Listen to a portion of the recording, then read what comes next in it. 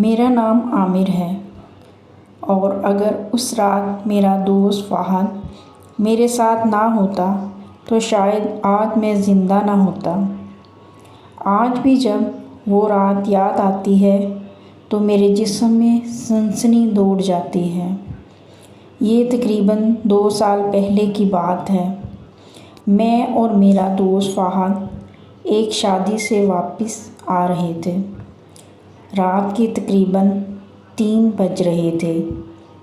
جلدی گھر پہنچنے کے لیے ہم نے جنگل والے شارٹ کٹ راستہ اختیار کیا۔ لوگ ہمیشہ کہتے تھے کہ رات کے وقت اس جنگل سے مت گزرنا، مگر ہم نے ان باتوں پر کبھی یقین ہی نہیں کیا۔ چند منٹ بعد اچانک میری موٹر سائیکل خود بخود بند ہو گئی۔ میں نے بار بار اسٹارٹ کرنے کی کوشش کی مگر وہ نہیں چلی۔ چاروں طرف خوفناک خاموشی تھی۔ ہوا اس زور سے چل رہی تھی کہ درخت ایک دوسرے سے ٹکرا رہے تھے۔ اسی لمحے مجھے محسوس ہوا کہ کوئی ہمیں دیکھ رہا ہے۔ میں نے موبائل کی ٹارچ جلائی۔ روشنی درختوں پر پڑی تھی مگر کوئی بھی نظر نہیں آ رہا تھا۔ جیسے ہی میں نے ٹارچ بند کی، میرے سامنے تقریباً 20 قدم کے فاصلے پر ایک سفید لباس میں عورت کھڑی تھی۔ اس کے لمبے سیاہ بال چہرے پر بکھرے ہوئے تھے اور وہ بالکل ساکت کھڑی تھی۔ میں نے فہد سے کہا، "دیکھو، وہ کون کھڑا ہے؟" فہد نے حیران ہو کر میری طرف دیکھا اور بولا، "عامر، وہاں تو کوئی بھی نہیں۔" میرا دل زور زور سے دھڑکنے لگا۔ میں نے دوبارہ سامنے دیکھا۔ وہ عورت اب پہلے سے زیادہ قریب آ چکی تھی، حالانکہ میں نے اسے چلتے ہوئے نہیں دیکھا تھا۔ اس نے آہستہ آہستہ اپنا سر اٹھایا۔ اس کی آنکھیں مکمل سیاہ تھیں، چہرہ غیر معمولی حد تک سفید، اور اس کے ہونٹوں پر ایسی مسکراہٹ تھی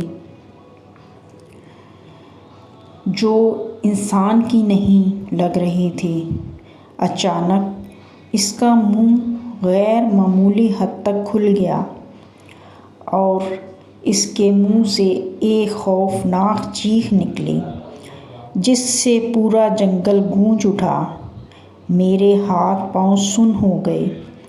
میں بھاگنا چاہتا تھا مگر میرے قدم جیسے زمین سے چپک ہی گئے۔ پھر وہ عورت بغیر قدم اٹھائے ہوا میں تیرتی ہوئی میری طرف آنے لگی۔ جیسے جیسے وہ قریب آ رہی تھی، ارد گرد کا درجہ حرارت مزید ٹھنڈا ہوتا جا رہا تھا۔ اچانک وہ میرے بالکل سامنے آ کے رک گئی۔ اس نے اپنے برف جیسے ٹھنڈے ہاتھ سے میرے کندھے کو چھوا اور میرے کان کے قریب آ کر دھیمی آواز میں کہا، "عامر، آخر تم آ ہی گئے۔" میری چیخ نکل گئی۔ اسی لمحے پیچھے سے فہد پوری طاقت سے میری طرف دوڑا۔ اس نے میرا بازو پکڑا اور زور سے کھینچتے ہوئے کہا، "عامر، پیچھے مت دیکھو، دوڑو۔" ہم دونوں پوری رفتار سے موٹر سائیکل کی طرف بھاگے۔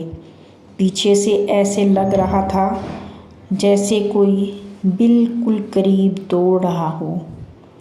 میں نے ایک لمحے کے لیے پیچھے مڑ کر دیکھا۔ وہ سفید عورت اب ہوا میں ہمارے پیچھے تھی اور اس کے لمبے بال زمین پر گھسٹ رہے تھے۔ اس وقت اس نے ایسی خوفناک چیخ ماری کہ میرے کان بجنے لگے۔ ہم موٹر سائیکل تک پہنچے۔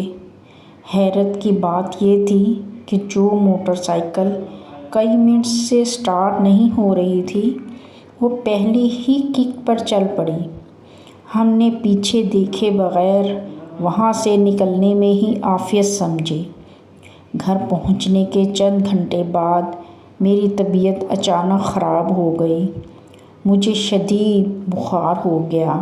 میں بے ہوشی میں بار بار ایک ہی جملہ دہرا رہا تھا، وہ مجھے بلا رہی ہے، وہ واپس آ جائے گی۔ میرے گھر والے گھبرا گئے۔ انہوں نے گاؤں کے ایک نیک اور بزرگ شخص کو بلایا۔ بزرگ نے قرآن پاک کی تلاوت کی، میرے لیے دعائیں پڑھیں اور دم کیا۔ کافی دیر بعد میرا بخار آہستہ آہستہ کم ہونے لگا۔ جب مجھے ہوش آیا تو بزرگ نے میری طرف دیکھ کر کہا، بیٹا، بعض اوقات خوف انسان کے دل و دماغ پر بہت گہرا اثر چھوڑ دیتا ہے۔ ہمیشہ اللہ کا ذکر کرتے رہو، دعا پڑھو اور ایسی سنسان جگہوں پر رات کے وقت جانے سے بچو۔ آج بھی اس واقعے کو 2 سال گزر چکے ہیں۔ میں نے اس جنگل کا رخ دوبارہ نہیں کیا، لیکن آج بھی ہر سال اسی تاریخ کو رات ٹھیک 3 بجے میرے فون پر ایک کال آتی ہے۔ نمبر کبھی نظر نہیں آتا۔ جب بھی کال اٹھاتا ہوں دوسری طرف سے صرف ایک ہی آواز سنائی دیتی ہے، عامر، میں ابھی بھی تمہارا انتظار کر رہی ہوں۔